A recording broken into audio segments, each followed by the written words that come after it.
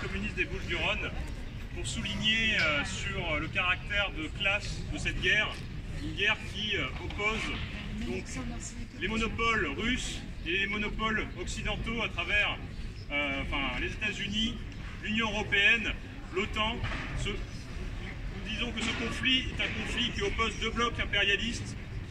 C'est une lutte pour leur profit et uniquement pour leur profit.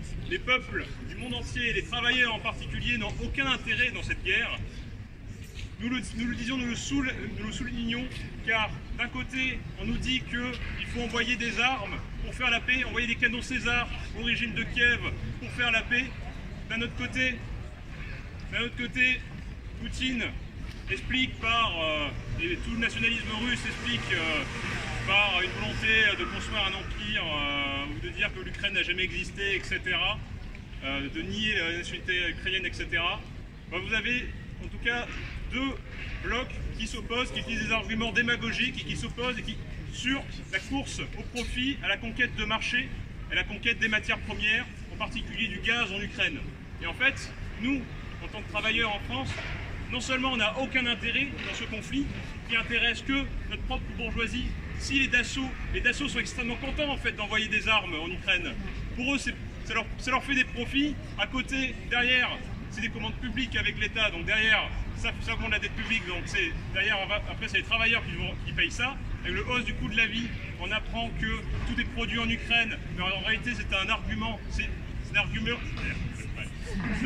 en fait qui est utilisé pour spéculer et pour encore augmenter l'exploitation sur les travailleurs en augmentant les prix des besoins de première nécessité, de l'électricité, etc.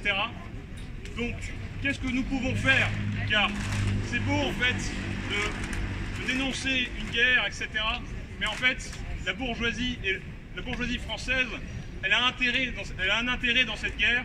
Et en fait, la meilleure solution que nous pouvons porter, c'est de lutter contre nos propres maîtres, notre propre patronat, en organisant la lutte. Et par exemple, le 29 septembre, qui est une journée de grève et de manifestation, nous appelons à y aller en connectant en fait les projets de Macron de détruire l'assurance chômage qui a déjà atteint un stade, mais qu'il va approfondir, détruisant nos salaires, la sécurité sociale, etc.